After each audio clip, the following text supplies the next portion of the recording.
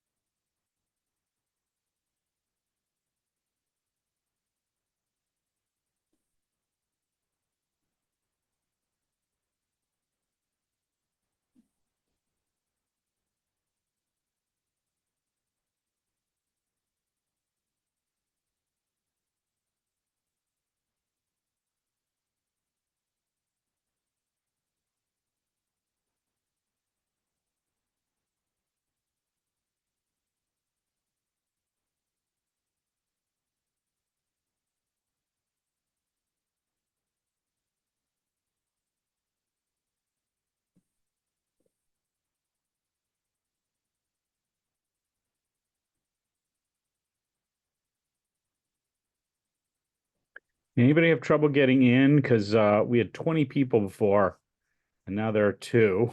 Just want to make sure that system's working. Can you hear me?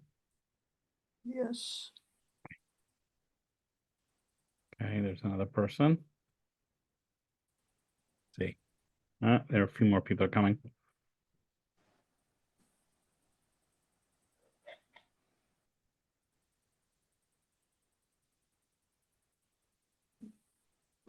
Here, it's on here. Put it on top here.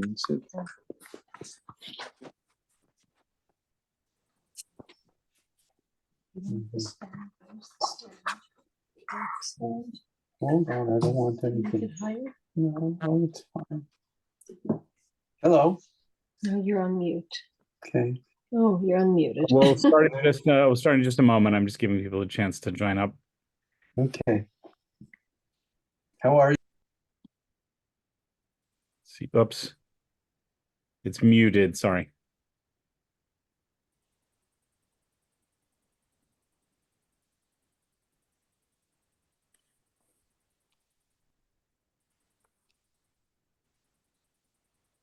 Because it's muted there. There we go. Okay, well, we'll get started. I'm a little concerned people might be having trouble getting in because we had a really large crowd before, and I was told other people are coming. So I hope there are no problems. I'm just going to look at my email and see if anybody wrote me. No, it looks like we're okay. All right. So let's get started. Welcome, everybody. Nice to see you. I'll ask everybody to mute. So you know what? I can just mute you. Bernice, I'll just go like that. So now you're muted. Okay. There we go. And if you need to unmute, you know how to do that, like to ask questions, make comments, and so on. So let's get started. So we're continuing our exploration of sort of founding principles of Zionism. And excuse me, we're doing this with an eye toward thinking about and struggling with and engaging with contemporary issues, right? It's not purely academic, though I'm always up for that, but more, what's relevant about some of the fundamental ideas in Zionism. And tonight, we're just going to look at three thinkers. We'll spend almost all of our time on Theodor Herzl, one of the great founding figures, certainly of the Zionist movement. And then we'll look at some other texts as well. I'm going to start by just doing a little bit of quick background, very quick, about Herzl himself.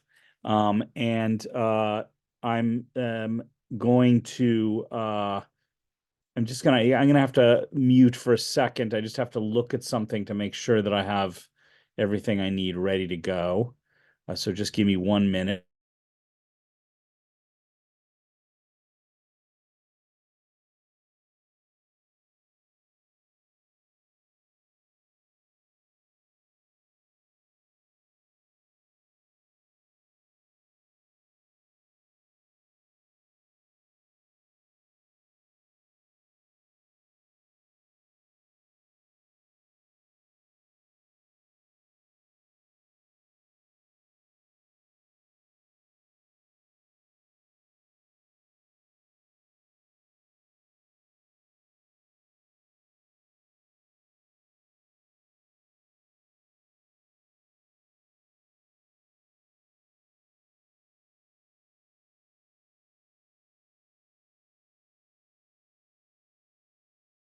Okay, sorry about that. Okay, we're ready to go. So, I want to give a little bit of background for Theodor Herzl before beginning. Just very quick. I don't want to spend too much time on the history. I really want to focus on Herzl's ideas, but there are a few things that are really important to know. One is a broader background of politics in Central and Western Europe that are crucial for understanding how it could be the case that a Zionist political movement would arise there. Just a reminder that last time we talked about the rise of, I call it proto-Zionism, a kind of early instinct toward leaving Europe and creating a Jewish country of some kind that really started in Eastern Europe as a result of a wave of pogroms in 1881 and 1882 in the Russian Empire and the Pale of Settlement. And there, you have this just fundamental instinct that we need to leave here, we need to create a nation. But at that point, it was still kind of, you could say, inchoate, and certainly not a movement, an organized movement. The movement really started surprisingly, and I'll say why it's surprising in a minute, in Central Europe. There are two sort of key markers for that. One is the publication of Theodor Herzl's famous pamphlet, The Jewish State, which we're going to be looking at in detail, which was widely circulated and discussed. That's in 1896. And then you have a year later, in 1897, the first World Zionist Congress in Switzerland, in Basel. And that's really the date, you could say, of an organized political movement, kind of with parties and with manifestos and programs and all sorts of things, fundraising and all the rest of it to bring about a specific political program. That's 1897. Now, what's surprising about it is that took place in Central Europe. And the reason it's surprising is that most Jews in Central and Western Europe, in places like Prussia or Bavaria, or certainly the Austrian Empire, cities like Prague and Vienna and Budapest and so on, let alone points further west like Paris or Amsterdam or London. In all those places, the vast majority of Jews had ascended into a kind of successful middle class, a bourgeoisie, and were largely, not exclusively, but largely, in the educated middle classes, and were professionals and musicians, academics, writers, journalists, all the rest of it. So the idea that they would want to leave the country, leave their countries, leave Europe, which was leave places like Vienna or Paris, the most cosmopolitan, and, at least then the thinking was the most civilized places in the world, to abandon all that to create, a Jewish state in what was then a backwater of the Ottoman Empire the Ottoman Turkish Empire would have been thought of as absurd. Jews were increasingly, equal citizens with their fellow French people, Frenchmen, Dutch, Austrians, Germans, and so the idea that they were part of a Jewish nation and should form a nation state would have been thought of as absurd. And in fact, Herzl's ideas were greeted with utter disdain by the vast majority of Jews in Western and Central Europe, which he knew would be the case. He wasn't surprised by it. But Jews, there was rising anti-Semitism, but still the fundamental bargain of emancipation and equality held for most Jews. That is, we need to behave like Austrians, Germans, French, and so on, educate ourselves, dress, speak, act in every way like our fellow citizens, and we will be accepted as accepted as equals and protected with equal rights. That was the fundamental. The bargain is you let go of your ethnic, tribal particularism. You become an Austrian or German of the Mosaic persuasion, so to speak. You might hold on to some residual religious practices, go to synagogue occasionally and so on. But that was the fundamental bargain. Let go of the national component of Judaism. Your national belonging was with your fellow citizens in your country. And in exchange, you're given equal rights. So that was, that was met with wild enthusiasm by the vast majority of Jews and by, the early founders, let's say, of Reform, conservative, and modern Orthodox forms of Judaism in Central Europe. So for all those reasons, it's kind of shocking that Herzl, would be that the founding of Zionism would be in Central Europe. It just didn't make sense. You'd think Eastern Europe, where there was not emancipation, where there's pogroms and terrible persecution, where Jews spoke mostly Yiddish, where they still had a very strong kind of ethnic or national feeling, even if they had left religion behind, and so on. But the organized movement started in Central Europe. It's also surprising given who Herzl, Theodor Herzl, was as a person. He grew up in Budapest, Pest. It's split into Buda and Pest. He grew up in Pest, but whatever, Budapest. And then Jews in the main capitals of the three great capitals of the Austrian Empire, Prague, Budapest, and Vienna, Jews spoke German. Right now, that would be obvious in Vienna. That was the totally majority language, but it was not obvious in Prague and in Budapest, even though they were capital cities of the Habsburg Austrian Empire, and German was the language of the government and of the elites in those places. Even though that was the case, you might think they would learn Hungarian or Czech because the great majority of people in those cities spoke those languages. German was the language of the elite. But no, Jews spoke German because they felt closest to and protected by what they considered to be the enlightened the enlightened elites of these imperial capitals, the German-speaking sort of aristocrats and high-end business people and so on who did speak German. The German was the language of the kind of Habsburg elite, both commercially, culturally, and politically. And Jews felt it was in their interest to be closest to those people, right? And so they spoke German. And so Herzl grew up speaking German in Budapest. His family left when he was about the age of 18 and moved to Vienna, and he spent almost all of his life in Vienna.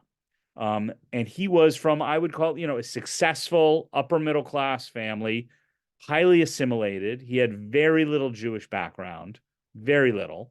Knew no Hebrew, did not attend synagogue.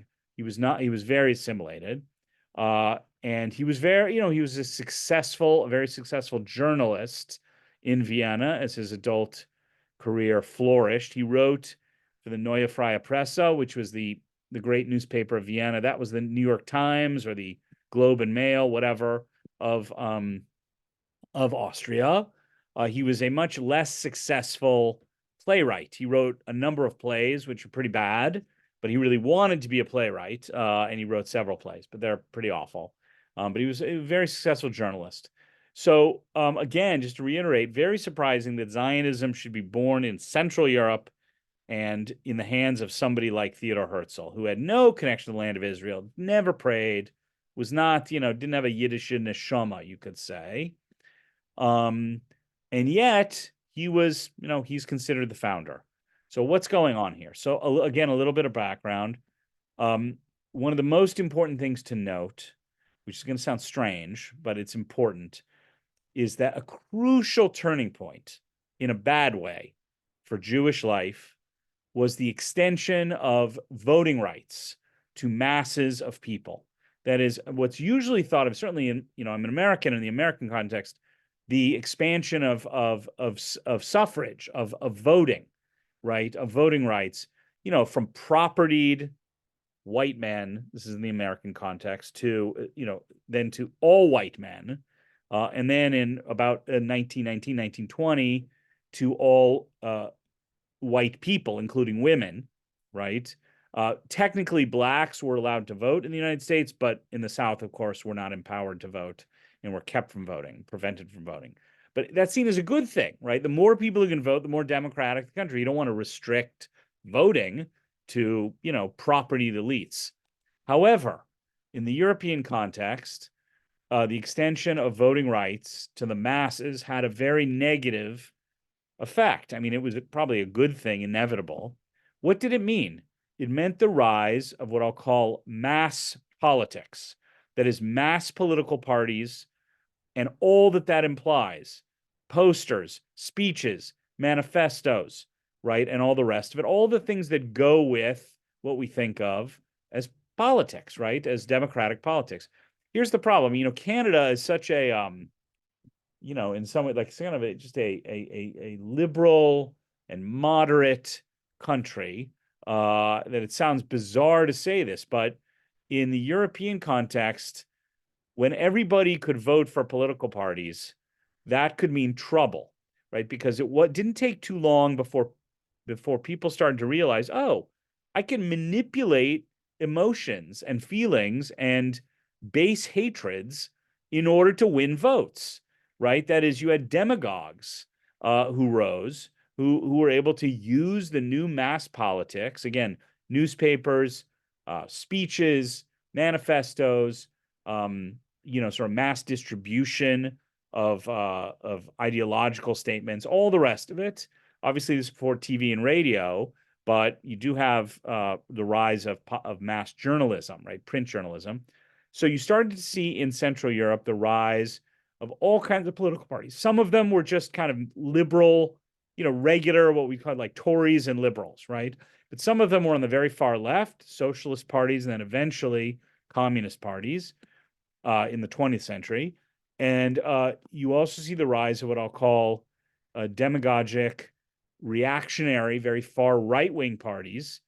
And again, it didn't take long to figure out that you could mobilize people's hatred for Jews.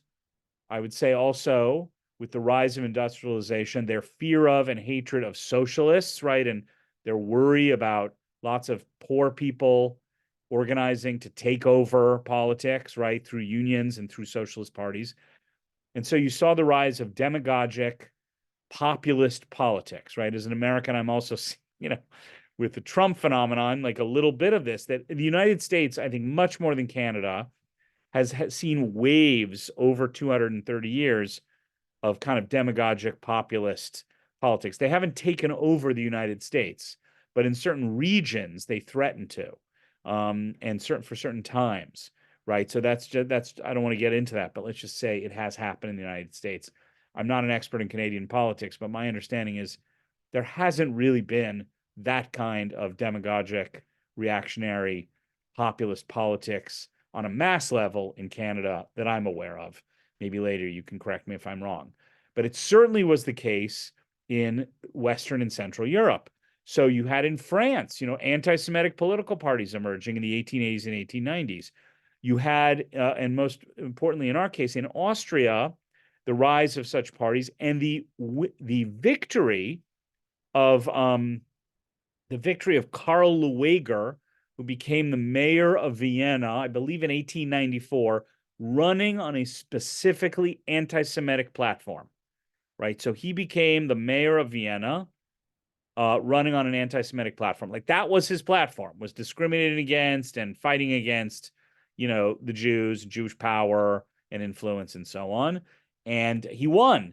Now, it turns out in real life, he was just a kind of cynical and manipulative politician. He was no Nazi. I mean, it was before Nazism, of course, but he just wanted to have power, right? So he didn't do anything that terrible, but he set a new tone of politics that would dominate Central and European politics really up until World War II. That is to say, you had incredibly unstable and fanatic politics on the extremes, right? Communist parties, as I said, fascist parties, in the 19-teens, 20s, into the 30s. I mean, you didn't want to be in the French parliament or the Hungarian parliament, let's say in 1935, or the Polish parliament. I mean, it was they were cesspools of the worst kind of terrible rhetoric, right? And these were in like fancy, bodies of parliaments. So that's what ended up, it didn't happen in Britain. It didn't happen, in Canada. It didn't happen in the United States. It didn't happen in the Netherlands. It happened a little bit in Belgium. That's a whole other story. But certainly happened in Central and Western Europe. So that's the background to Herzl. So what ends up happening, that I'll stop with the context in a second. We'll get into his ideas. Very famously, Herzl is sent by the Neue Freie Presse, this great newspaper, to Paris to cover the Dreyfus affair, right? And I don't want to go into all the details of the Dreyfus affair, but I think you know the basic outlines, right? French captain Alfred Dreyfus accused of spying for Germany as a French captain. It was a false charge, but he's found guilty, and it sparked and stimulated the most intense outpouring of virulent and vicious anti-Semitism in Paris and elsewhere in France. You had mobs of people protesting in Paris. Remember, this is the birthplace of the French Revolution, the birthplace of Republican ideals. And you had people, like hundreds of thousands of people, screaming "Death to the Jews," right? As a result of this. Now, Herzl covered this as a journalist, and he, as a upper bourgeois, like upper middle class, fancy Viennese, cafe going, theater attending journalist, of course, like all people, thought Paris was the greatest center of civilization in the world. And he couldn't believe what he was seeing and hearing, right? And that was a deep shock to his system. And so Herzl was essentially so shocked that he came to believe that Jews would never be thought of as equals in Europe, would never be accepted, and that pursuing the emancipation, enlightenment dream was a fool's errand, and would never, that eventually it would lead to disaster, and that would not be fully realized. And the short story is, he was, of course, right. I mean, he was totally right. And by the way, I mentioned this before, this play, Leopoldstadt, which was a hit on Broadway by Tom Stoppard, is essentially about this exact thing, right? Again, a upper middle class Austrian Jewish family that wants nothing more than to be as Austrian as it can be in the 1880s, 1890s, through World War I. And then it starts to, all fall apart. And eventually, most of the members of the family are murdered in the Shoah, right? And it sort of shows the trajectory of the dream realized, and then the dream shattered, right? So Herzl was, you could say, very prophetic in a way. So I hope that's enough background. Let's take a look at some text. So most of the time, it's now 7:55. I figure we'll go to like 8:40, something like that. I want to spend most of our time on texts from his famous pamphlet, and then we'll look at a few other shorter things, okay? So I'm going to do a share screen, see if I can get it all set up here. There it is. Now I go back to Zoom. I'm going to do share screen, and we'll get started. Okay, there it is. Okay. Here we go, getting back to basics, the first principle of Zionism. So this is from a collection of texts. We're actually going to look at a text from this book called The Jew in the Modern World. It's edited by Paul Mendez-Flor. He was retired now, a great professor of modern Jewish thought at Hebrew University. And so this is from him. That is, he's the editor of a collection of primary sources, but he writes here about the Dreyfus affair. The Dreyfus affair most profoundly affected were the Jews themselves. The confidence of Jews in the liberal order was severely shaken. That such an affair could occur in France, the cradle of modern democracy, stunned many, as I mentioned before. The fact that a public, not just the riffraff, schooled for over a century in the principles of liberty, equality, and fraternity, could still contemptuously regard Dreyfus, an utterly assimilated Jew, right? Remember, Dreyfus was he was a hyper-patriotic Frenchman, a captain in the French army, right? Had no real feelings for Judaism at all, right? The fact that he, as an outsider, seemed to prove that assimilation was no defense against anti-Semitism. In other words, I mean, think about this. What Dreyfus could have said was, this is madness.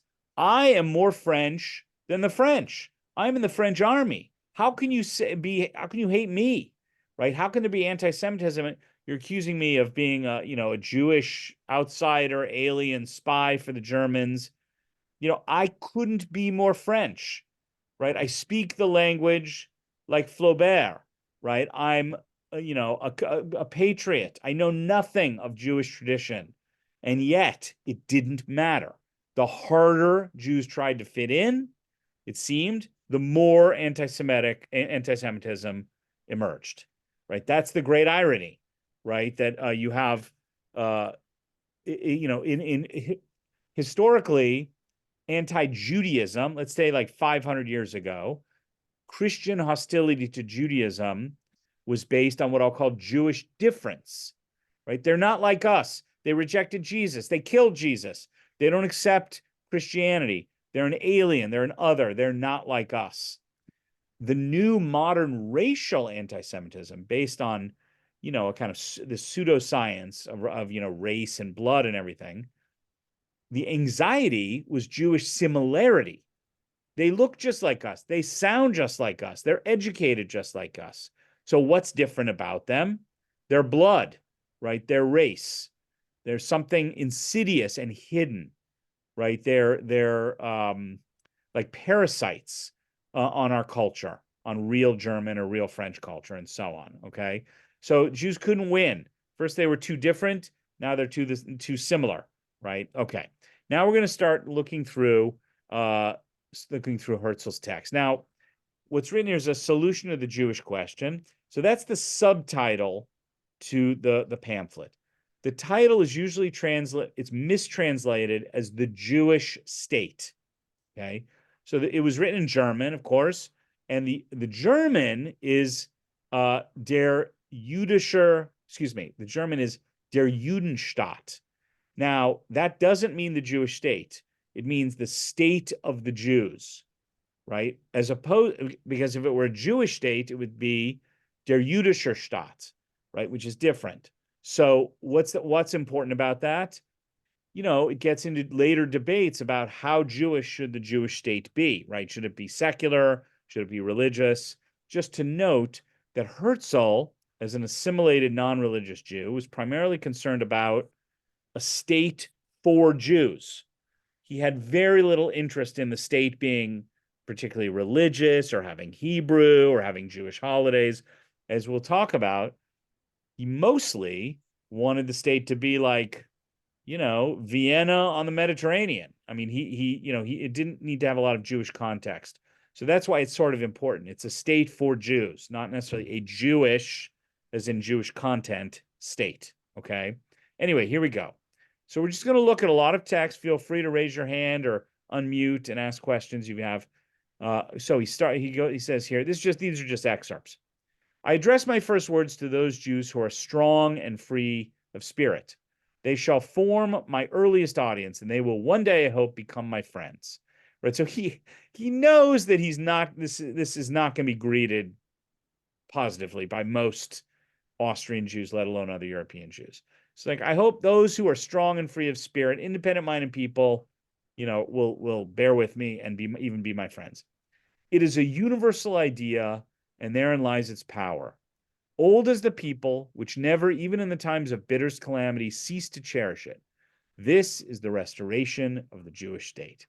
So he knows enough to know that the idea of a Jewish state is a revival of an old idea, right? Of restoring Davidic kingdom, of returning to the land, and so on. So he says he's essentially going to say this is a new idea that's also very old. Okay. All right. Continued. It's remarkable that we Jews have dreamt this kingly dream all through the long night of our history. Now day is dawning. We need only rub the sleep out of our eyes, stretch our limbs, and convert the dream into reality. So remember, this has been a theme. We saw this last week. The idea Jews are asleep, right? We've been asleep, we Jews in 1896. Yes, we might have prayed for return of the Messiah, the Messiah coming and return to the land. But basically, we've been living in a suspended reality of Jewish law and texts, And we've been sleeping, asleep at the wheels, not recognizing our true situation, right? We need to wake up and see reality for what it is, okay? Though neither prophet nor visionary, I confess I cherish the hope and belief that the Jewish people will one day be fixed by a splendid enthusiasm. The present, however, I would appeal in calm words to the common sense of men of practical judgment and of modern culture. So I'm going to appeal to your reason. Yeah, it'd be great if people were enthusiastic and excited about this idea I'm about to present to you, but I'll take practical judgment and reason of modern culture. We who were the first to inaugurate this movement, he sees it as a movement. The Hebrew is Bewegung, right, which is just like, it means like a political movement.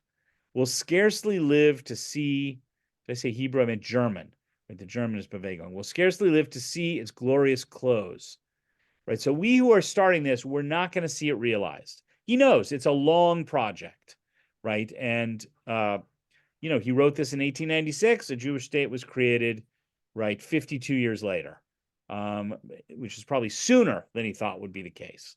But anyway, so we won't live to see it, but the inauguration of it is enough to bring a noble kind of happiness into our lives. We shall plant for our children in the same way as our fathers preserved the tradition for us. Our lives represent but a moment in the permanent duration of our people. The moment has its duties. He's basically saying, look, this could take a really long time, but we're going to do this for our children or our grandchildren or our great-grandchildren. We need to recreate a Jewish state. It may not happen in our lifetime, but it's going to happen and needs to happen. Okay. So here he goes. The phenomena arrest our attention by reason of the consequences of which they are fraught. So he's talking about anti-Semitism. One, the higher culture, the other, the profound barbarism of our day. I've intentionally put this statement in the form of a paradox. That what he's saying is, he says, by high culture, I mean the marvelous development of all mechanical contrivances for making the forces of nature serve man's purposes. By profound barbarism, I mean anti-Semitism. What he means here is there are two things happening at the same time. Incredible advances in engineering, in science, in what we'll call modernity on the one hand. We have to remember, if you went to Vienna or Berlin or Paris or London, and I'm going to tell you in the year 1800, the first thing that you would have discovered upon entering those cities was the foul and rancid smell, right? Because there was no indoor plumbing, right? It was just, there was disease. People died, of diseases all the time. These were not, modern cities in the way we think of them. I mean, they were large cities, but they were, terribly, terribly disgusting, dirty, smelly, foul. 100 years later, right, you had the development of indoor plumbing, of sewage system, of railroads and of trolleys and of electric lights and so on. And you have the development of like a wonderful, beautiful, civilized, modern city that was a delight to live in, if you had the money. And so he's saying this is on the one hand. And on the other hand, so we see all these advances, but we also see this incredibly old-fashioned, barbaric, primitive anti-Semitism. These two things coexist at the same time. How can this be? Right? I mean, it's like the question we ask about the Shoah. How can it be that the most modern, advanced, sophisticated country in the world was also the country of barbaric murder, right? The most primitive in some ways. Both things existed at the same time. The Jewish question still exists. It would be foolish to deny it. It exists wherever Jews live in perceptible numbers. Where it does not yet exist, it will be brought by Jews in the course of their migrations. We naturally move to those places where we are not persecuted, and there our presence soon produces persecution. This is true in every country and will remain true even in those most highly civilized. France itself is no exception until the Jewish question finds a solution on a political basis. In other words, no matter what we do, no matter where we move, anti-Semitism persists, even in France, right? Even in France. Only an ignorant man would mistake modern anti-Semitism for an exact repetition of the Jew baiting of the past. He says it's not the same, it's different. The two may have a few points of resemblance, but the main current of the movement has now changed. In the principal countries where anti-Semitism prevails, it does so, this is crucial, as a result of the emancipation of the Jews. Anti-Semitism paradoxically comes from the Jews being freed of ancient discrimination and given equal rights. Before, anti-Semitism or anti-Judaism caused Jews to be discriminated against and to be, live in ghettos and all the rest of it. What he's saying here is being freed from the ghetto, from ghettos, being given equality, actually has caused the new form of anti-Semitism. That's the paradox. I want to make sure you're with me here. That is, entering society as equals, becoming like Frenchmen, Germans, and so on, has itself created the modern anti-Semitism that I've described, right? Where the problem is being too similar and not too different, right? Of threatening people, Europeans in a new way. When civilized nations awoke to the inhumanity of exclusive legislation, meaning pre-modern, and then they enfranchised us, gave us the vote, our enfranchisement came too late. For we had, curiously enough, developed while in the ghetto into bourgeois people, and we stepped out of it only to enter into fierce competition with the middle classes. What he's referring to here is like, yes, it was great. We got equal rights, but all of a sudden, we became lawyers and doctors and journalists and musicians and writers and all those. And the non-Jewish people who had those professions and jobs didn't like very much that all of a sudden Jews were filling the ranks of these formerly exclusive jobs, right? So it created intense rivalry and resentment, right? Put simply, if all of a sudden 20 or 30% of your doctors and your lawyers and your journalists are Jewish within the span of like 20 to 40 years, people, freaked out, that is non-Jews, and it created a lot of anti-Semitism, okay? So he goes on, and this sounds so banal, it's like a slogan from a Federation campaign, but in 1896 in Austria, this was radical as can be. We are one people, right? Meaning, I have more in common, I, Theodor Herzl, with the Jew in Paris and the Jew in London and the Jew in Berlin than I do with my fellow Viennese Gentiles. I am of the same nation, the same people as those Jews elsewhere. This is a fundamental repudiation of well over 100 years of Jewish history, of emancipation and integration into European life. No, we are one people.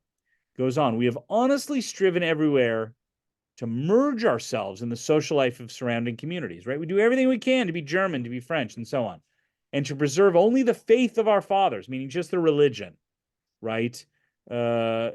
Just, prayers and religion, just the synagogue. But in terms of our social life, our national life, we've done everything we can to blend in. It has not been permitted to us.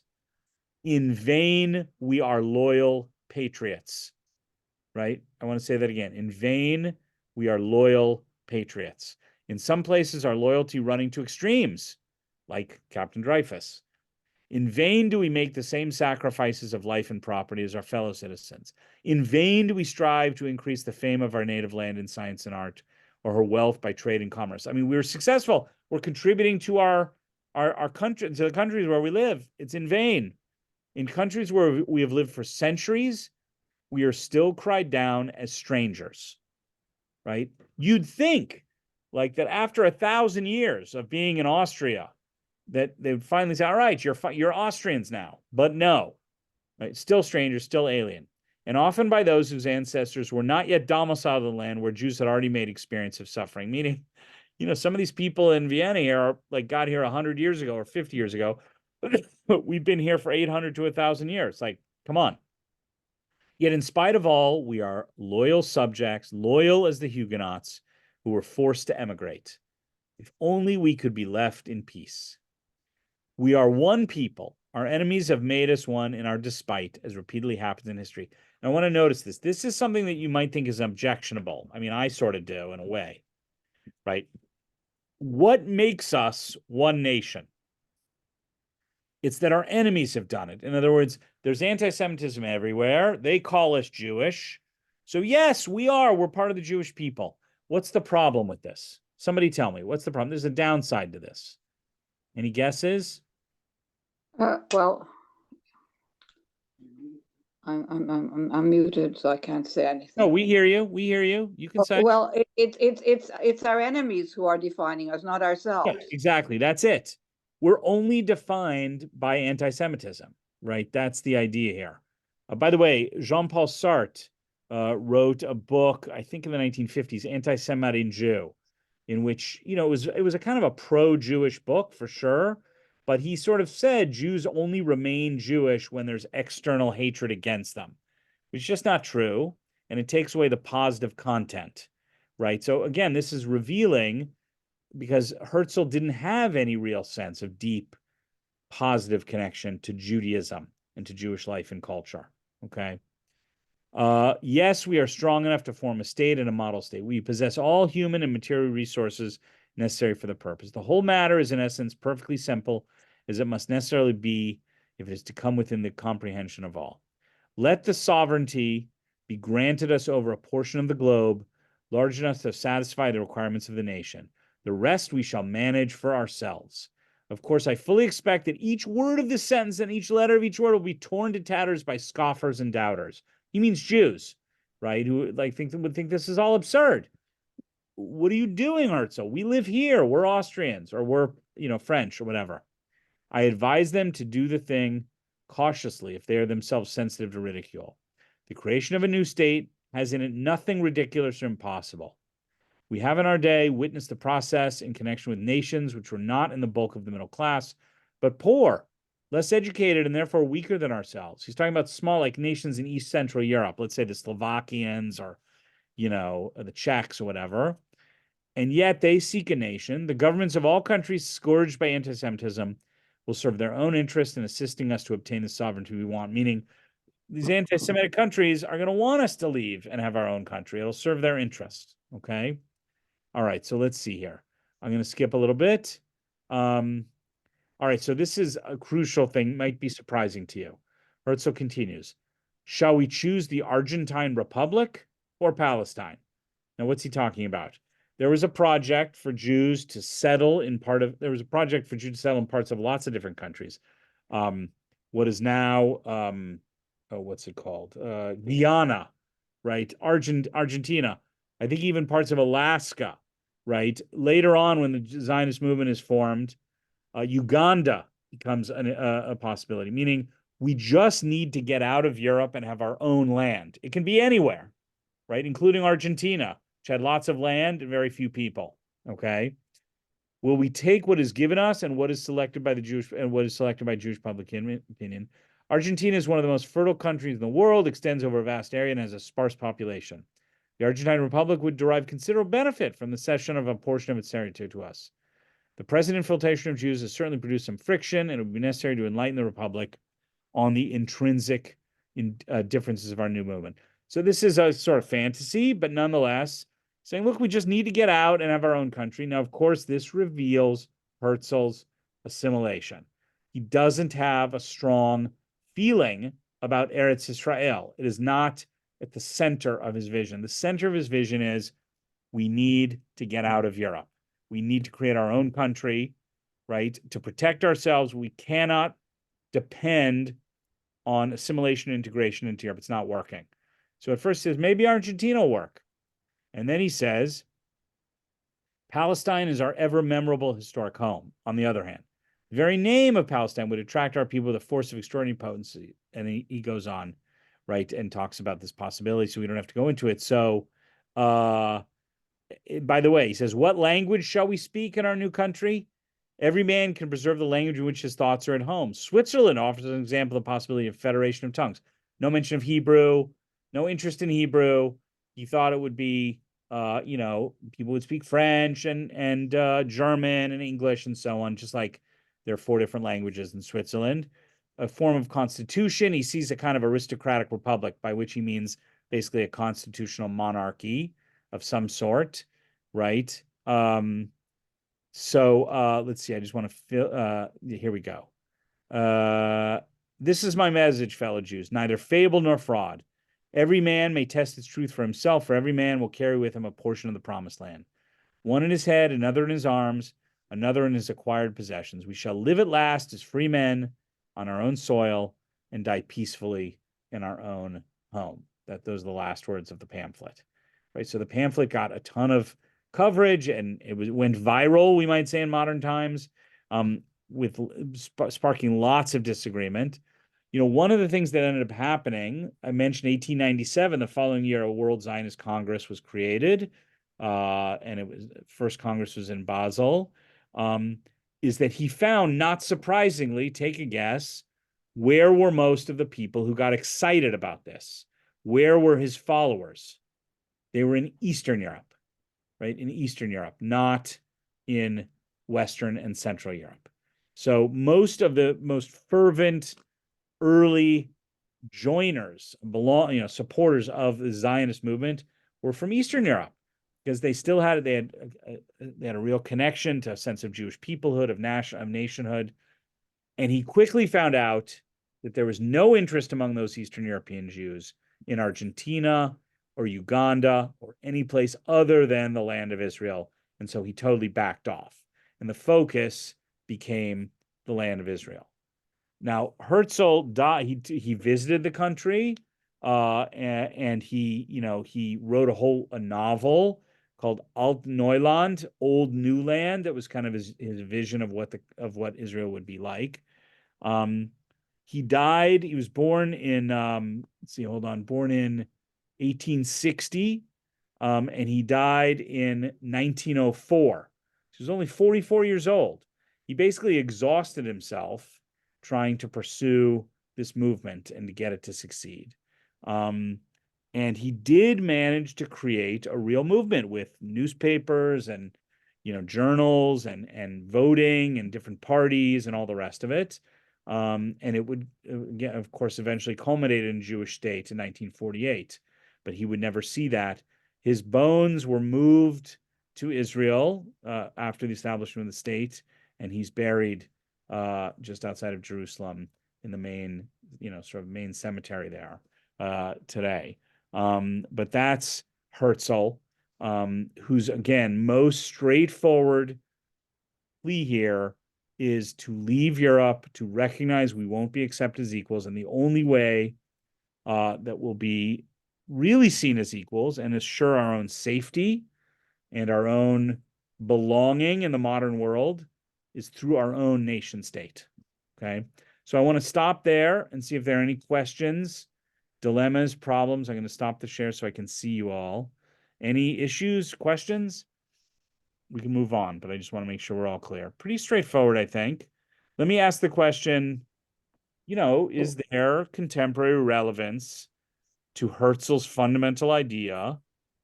I mean, clearly there's still relevance that the Jews needed country. I think wait, let me just, I hear some talking. If you can mute yourself, that would be great. Thank you. Mute. There we go. But what about this idea that we won't be accepted? It's a fool's errand. It's foolish to believe that we'll really receive equal rights in our home countries, that it's illusory. There, I'm not so sure. Is it really illusory in the United States and in Canada? I mean, I think that's too strong. I'm not sure I would say, pack your bags. It's inevitable. We're going to be seen as total aliens in Canada. That seems to me too strong. And the fact is that, this Herzlian Zionism of leaving to form our own country was never hugely popular in North America. I'm talking about before the state was created, right? I mean, there was a Zionist movement here; it existed, but Jews were, for the most part, notwithstanding real anti-Semitism, of course, in the 1930s and 40s, felt accepted and comfortable, right? I'm generalizing, but for the most part, didn't feel that they would never be accepted, right? So any quick thoughts on that? Is there any remnant of that left of Herzl's ideas? Wake up, people. Listen, Yeah, please go ahead, Bev. Yeah. The point is, the man had an idea. Whether or not it took root in Europe Right. is beside the point. But there are points in history where people get these ideas, they follow through, and they have an enormous impact. I mean, without his movement, would Israel have become Israel and Palestine, let's say? Right. And you say, okay, we can argue back and forth forever. You know, is it really the case? Is it not the case that Jews don't fit in? Whatever, whatever. But there are turning points in history that make a difference in the world. He made that difference. Now, you know, I don't know whether in the end it matters whether or not societies accepted us or not, but he formed a movement that was essential for the survival of the Jewish race. Good. Okay, You good. know? No, I hear you. Right. So I understand. Right. Good. Thank you. Okay. Well, I don't want to keep us too late, and I really want to look at two other texts that I think you'll find quite interesting. So the first instinct, if you want to think about the, now up to this point from last week and today, the most important instinct is we're not going to be accepted here. We need to create our own country. End of story. Right. Okay. But there are other aspects of Zionism that I want to explore and foundational first principles of Zionism, and that are less that are, let's say, not just about getting out of Europe and creating a nation state, that have other concerns. And I want to look at just two examples of that, and we're going to elaborate on this in subsequent weeks. Let me take a look. So I'm going to do a share screen in 1 second. Let's see here. Zoom. Nope. There we go. Share screen. There we go. Okay. Share. All right. So everybody can see this. Max Nordau, oops, right? Jewry of Muscle. So Max Nordau was very interesting, a physician, German Jewish, and he became very close to Herzl and actually led the Zionist movement briefly after Herzl died. So he wrote this essay called Muskeljudentum, which means literally muscle Judaism, or muscle, Jewry of Muscle is not terrible translation. And I'm just going to read some excerpts, and you'll see it becomes very clear what he's talking about. It's almost funny, maybe not totally, but all right, here we go. 2 years ago, during a committee meeting at the Congress in Basel, so he's talking about 1901 because the Congress moved back to Basel that year, I said, we must think of creating once again a Jewry of muscles. Once again, for history is our witness that such a Jewry had once existed. For too long, all too long, have we been engaged in the mortification of our own flesh. Now, what is Dr. Nordau talking about? In the narrow Jewish streets of our poor limbs, in the narrow Jewish street, our poor limbs soon forgot their gay movements. In the dimness of sunless houses, our eyes began to blink shyly. The fear of constant persecution turned our powerful voices into frightened whispers, which rose in a crescendo only when our martyrs on the stakes cried out their dying prayers in the face of their executioners. But now all coercion has become a memory of the past. Like, in other words, this was the ghetto, right? This was, or the shtetl, either one, right? We were just like learning Gemara, worried about the oppressor. We're in these narrow alleyways. We're not like healthy and vital and being kind of living a life outdoors. By now, all course, now we've been released into the world. We're no longer restricted, and we in Central and Western Europe no longer live in the ghetto, and at least we are allowed space enough for our bodies to live again. Let us take up our oldest traditions. Let us once more become deep-chested, sturdy, sharp-eyed men. This desire of going back to a glorious past finds strong expression in the name which the Jewish Gymnastic Club in Berlin has chosen for itself. Bar Kokhba was a hero who refused to know defeat, right? 2nd century land of Israel, helped lead a revolt against the Romans. When in the end victory eluded him, he knew how to die. Bar Kokhba was the last embodiment of the world history of a bellicose, militant Jewry. To evoke the name of Bar Kokhba is an unmistakable sign of ambition, but ambition is well suited for gymnasts striving for perfection. You should know that in Central Europe, particularly in Germany and Austria, there were this outbreak of Jewish gymnastics clubs and fencing clubs, right? With names like the Maccabees and Bar Kokhba, right? The idea is we need to learn how to be in our bodies again and to be sort of, this is an aristocratic value, that you'd have the little scar on your cheek from fencing, right? That this was seen as what proper gentlemen were also physical. They knew how to fight. They were, think about, I don't know, like what a noble aristocrat would learn, how to ride a horse, how to use a sword, and so on, right? So this became this sort of value. Like we need to go back to that, right? We're weak, we're wimpy, right? We need to develop our muscles. For no other people will gymnastics fulfill a more educational purpose than for us Jews. It shall straighten us in body and in character. It shall give us self-confidence, although our enemies maintain that we already have too much self-confidence as it is. Our new Muskel Juden, our muscle Jews, have not yet regained the heroism of our forefathers, who in large numbers eagerly entered the sports arenas in order to take part in competition and to pit themselves against the highly trained Hellenistic athletes and the powerful Nordic barbarians. May the Jewish Gymnastic Club flourish and thrive and become an example to be imitated in all the centers of Jewish life. Now, I want you to think about, if you probably have in your head, you've seen this, I'm guessing, some of those classic Zionist, you could say like Zionist propaganda posters from like the 1920s and 30s, right? What do they show? Often men, sometimes men and women, sort of drawings. They're like in that socialist realist mode, drawings, paintings of muscular, tan Jews. What are they doing? They've got like a plow in one hand and a gun in the other, and they're in a field, right? They're tan because they've been in the sun. They're muscular because they're working the land, right? They have a plow because they've learning about farming. They might have a gun because they've learned about self-defense, right?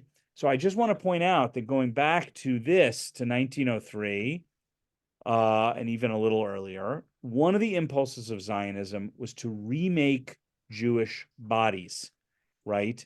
To put it simply, to go from Woody Allen to Lior Ashkenazi, if that name means anything for you. Like he's a big Israeli TV and film star who's very handsome, right? That is to go from bookish, cowering, nebbishy, nerdy, and not athletic, not strong, and to go from that to somebody who is a physical, rooted in the land, right? I mean, what were the two things Jews in much of, let's say, in Eastern Europe, all the way up till the Russian Revolution? What couldn't they? They couldn't be farmers. They couldn't own land, and they weren't allowed to be police officers or in the army, right? Like as officers, right?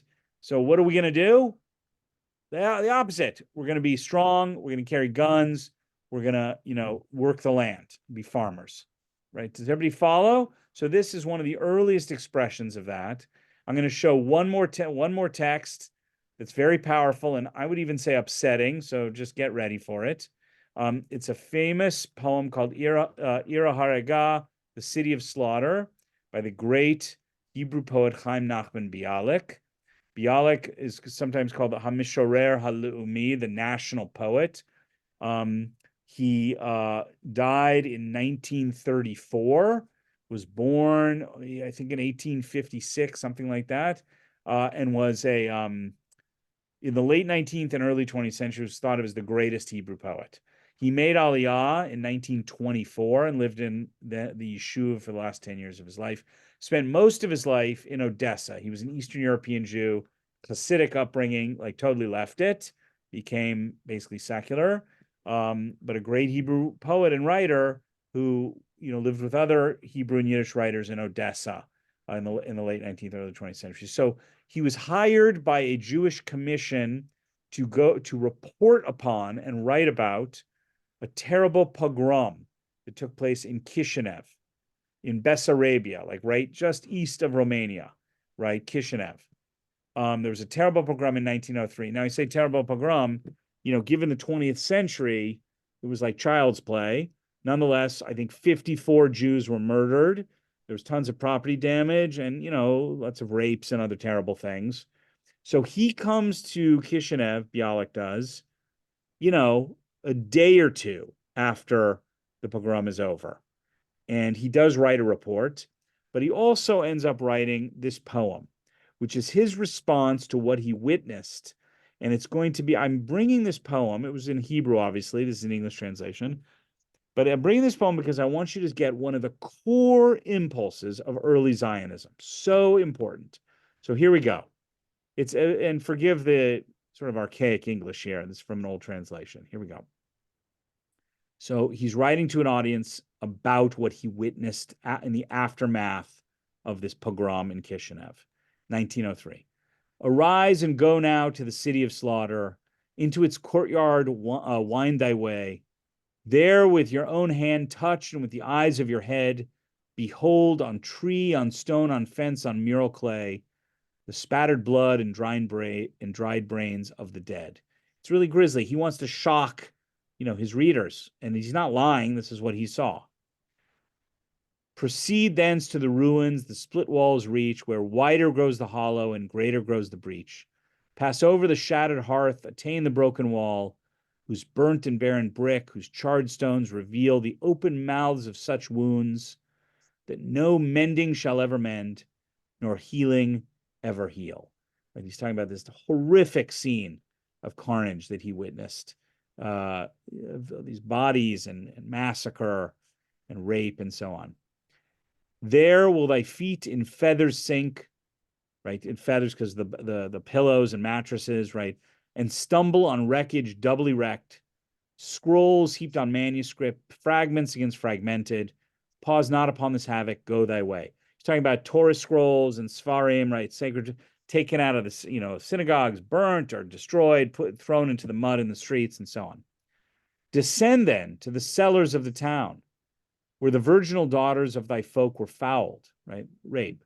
Where 7 heathens flung a woman down, the daughter in the presence of her mother, the mother in the presence of her daughter, before slaughter, during slaughter, and after slaughter. Talking about gang rape. Touch with your hand the cushion stain, touch the pillow incarnadined, like red with blood. This is the place the wild ones of the wood, the beasts of the field, that is the pogromists, with bloody axes in their paws, compelled thy daughters yield. Beasted and swine. Note also, do not fail to note. Here it gets really harsh, a self-critique of Jews, Note also, do not fail to note, in that dark corner behind the cask, crouched husbands, bridegrooms, brothers, peering from the cracks, watching the sacred bodies struggling underneath the bestial breath, stifled in filth and swallowing their blood, the lecherous rabble portioning for booty, their kindred and their flesh, crushed in their shame. They saw it all, right? So the men are hiding while their wives and daughters are being raped. They did not stir nor move. They did not pluck their eyes out. They did not beat their brains against the wall. Perhaps each watcher had in his heart to pray, a miracle, O Lord, and spare my skin this day, right? They're hiding. Just please God, don't let me be killed, as they're watching terrible rapes and so on. Remember, Bialik was grew up Hasidic, couldn't be more connected to his people. Eastern European Jew, first language was Yiddish, obviously was a master of Hebrew. This is not a self-hater, right? He is one of the founders of early Eastern European Zionism, right? But his critique is very harsh. So he's saying, perhaps spare my skin this day. Those who survived this foulness, who from their blood awoke, beheld their life polluted, the light of their world gone out. How did their menfolk bear it? How did they bear this yoke? They crawled forth from their holes. They fled to the house of the Lord. That is, they went to shul. They offered thanks to God, the sweet benedictory word. The Kohanim sallied forth to the rabbi's house. They flitted. Tell me, Rabbi, tell me, is my own wife permitted? Meaning, they went to the rabbi to say, even though my wife is still alive, she's been raped, I'm a Kohen, am I still allowed to have sexual relations with her? Meaning, after this unbelievable terror, they're still living in the world, the little tiny narrow world of halachic minutia, right, of Jewish legal and religious life. After hiding, after watching it happen, this is what they care about. The matter ends and nothing more. All as is, it was before, right? So they just go on living their traditional hidebound, religious lives. Come now, and I'll bring thee to their lairs, the privies, jakes, and pigpens, where the heirs of Hasmoneans lay, with trembling knees, concealed and cowering, the sons of the Maccabees, the seed of saints, the scions of the lions, who crammed by scores in all the sanctuaries of their shame, so sanctified my name, meaning didn't sanctify my name, right? It was the flight of mice they fled. The scurrying of roaches was their flight. They died like dogs, and they were dead. And so this is the most lacerating, cutting, right, critique of traditional Jewish life that you can conceive of. This poem went viral. It was extremely well-liked and well-known throughout the Jewish world, not just in Eastern Europe, but I promise you, in Montreal and in New York and in Buenos Aires and in Cape Town and so on, right? It became like a huge monument to the in the Zionist movement, because it captured a certain feeling that essentially this is, I think, a core part of what I'll call the Zionist revolution. It's not just build a state. It's not just the anti-Semites in Western Europe won't accept us. It's something else. It's we need, this is in Eastern Europe, we need to pick up a gun and fight and defend ourselves, right? We can no longer accept that we live within the Dalet Amot, the 4 Amot, like 4 feet of halacha, and we just like live our lives. We pray to God, and all we care about is our covenantal, loyalty to God through the halacha, and that's it. And we pray for Mashiach to come and for God to rescue us. No, right? We are the children of the Maccabees. We are the descendants of the Hasmoneans, and we cannot live this shameful life where we're watching our daughters and wives being raped. We need to do something. We need to change ourselves. We need to, it says, all as is it was before. There's one instinct in early Zionism is no. We need a revolution. We need to change. So that's why I had us look at Nordau. He wanted gymnastics, right? He's in Western Europe. He wanted fencing. He wanted, the ability to be physical. This is even stronger. This is in Eastern Europe. Bialik wants Jews to like change who they are so they'll defend themselves from pogromists and Cossacks, right? Which did not exist in Western Europe. So in Central and Western Europe. By the way, it's not a surprise that it's precisely in 1903 in which Jews throughout the Pale of Settlement in Eastern Europe began to organize self-defense units, because there were increasing pogroms then. And then in 1905, 1906, a huge wave of pogroms throughout Eastern Europe. And for the first time, you start to see Jews who have guns and knives and swords and learn how to ride horses and try and fight off, the pogromists and the Cossacks, right? So that was a very significant part of the early Zionist movement.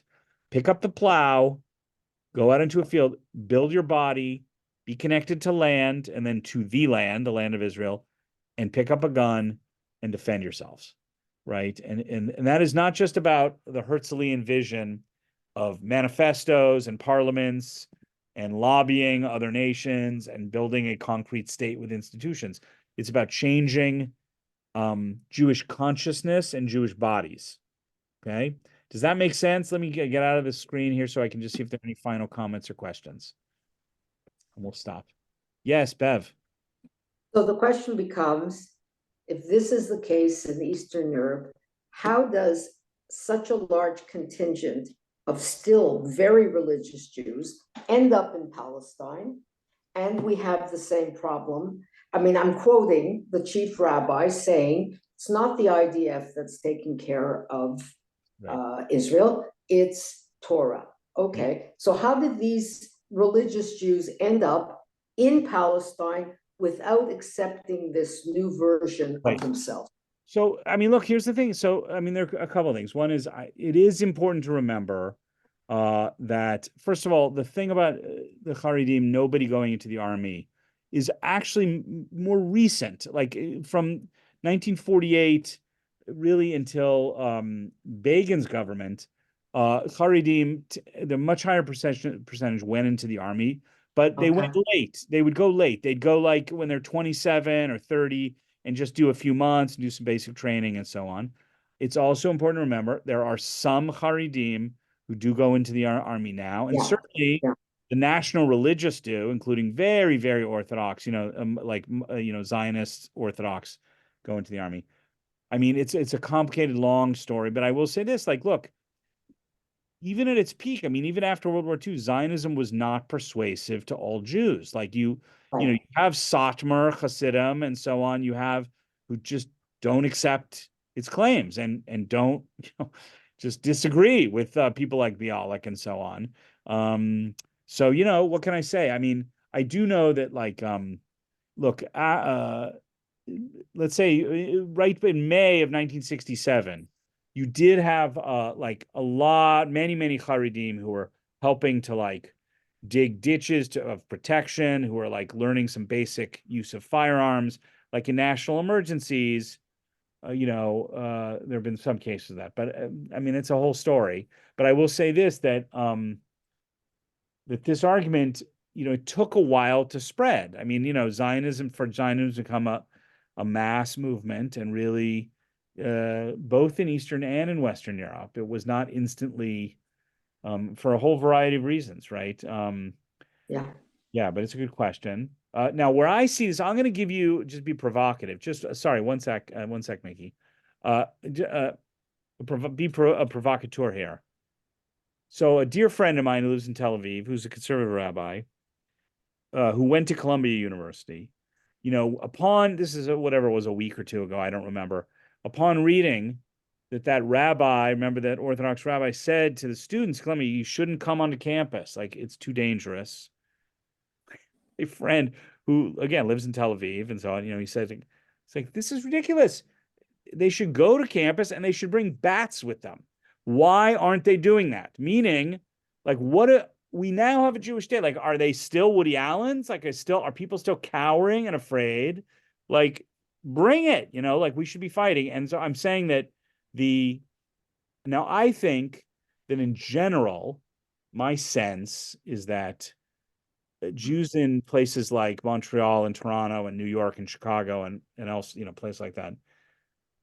I don't know about fighting in the streets, but people have a more like combative mentality. Like I don't think, I don't think people there's a kind of religious passivity or whatever you want to call it. But nonetheless, I mean, it's worth thinking about. Has Zionism succeeded in this way in the diaspora? That is Right. spreading its influence out and making us, a little more straighter spines and more. I mean, I will say this in regard to the physicality, the Nordau, the muscle Judaism. I mean, there are many Jews who are great athletes, and you have the Maccabi games, and you have hockey players, baseball, all kinds of stuff, right? Like there, I don't think Jews are any longer like just scholars. Like I think lots of Jews have embraced being bodily and physical, right? So it's worth thinking about that. Yes, Mickey, go ahead. Couple of questions. When did the first Aliyah take place? Okay, so the first Aliyah was this early, I'm calling it a proto-Zionist one. So it's like basically 1882. It's very small. So it was actually before Herzl. Right, but it was very small. I mean, we're talking about a few thousand people, right? Out of like roughly 15 million Jews in the world. So I would think that Herzl would have been influenced by these people. That was one. He barely knew about them. I mean, they were Okay. really small. Okay. a few settlements in the land of Israel. I mean, not that they were from Eastern Europe. They did not go as part of they wanted eventually to create a country, but there was no organized really organized movement. Take care. Bye-bye. Thank you, Bev. Okay, the next question was, when did the Congress unify around the position of first of all having a state, and second of all it being in Israel? So it being in Israel was pretty quick. I mean, 1903 rather, you have this Uganda proposal. It's roundly rejected because by then most of the people who were really involved in the movement were Eastern European Jews. They want nothing to do with Uganda. But I have to say that very early, like 1904, 1905, you start to have very serious debates about the following thing, right? And I'm totally simplifying, but should we go to the land and create a kind of infrastructure of farms and settlements? And so that should be our first thing, right? Not like Herzl was doing, which is lobbying government officials to give the Jews a state, but rather from the bottom up. Like, forget about that. Let's just go there, create infrastructure, create institutions, create schools, create farms, all the stuff we need to do. And eventually later, right, we'll eventually have a state. And also, by the way, we'll talk about this next week, revive the Hebrew language and create culture. Or should because of persecution, should the immediate focus be on concretely like a state, making a state, right? So that was a huge divide. There was no unity, right? And it continued very fiercely for a long time. By the way, what we'll see is there's also the angle of labor Zionism, of Ben Gurion and Ber Borochov and Beryl Katznelson, like, the socialists who were more interested in renewing Jewish bodies and consciousness, getting in touch with the land, and building that infrastructure through, a socialist kind of kibbutzim and so on. And the state would eventually come. It's not that they were opposed to a state. It's just is the chicken or the egg, right? They didn't believe that Jews were kind of ready to just have a state. But others, Jabotinsky, the leader of the sort of right Zionist revisionist movement, and I'm talking about in the 19-teens and 20s and in the 30s, his thing is, no, Jews are suffering in Europe. We have to create a shelter for them now. Like, forget about all this Narishkeit with like, making your bodies nice in farms. We need to get them here and create a state to protect them. So it's a real debate. So the movement fragments, into different parties and so on. Yeah, so that's what I would say. Anyway, well, let's call it a night. It's 8:50. You've been with me for a long time. Great to see you all. Thank you for Thank you. Thank you very much. It was very great. welcome. We'll continue. Thank you. You're welcome. We'll continue next week. Okay. Bye-bye. You well. Bye. Thank you. Have a good night.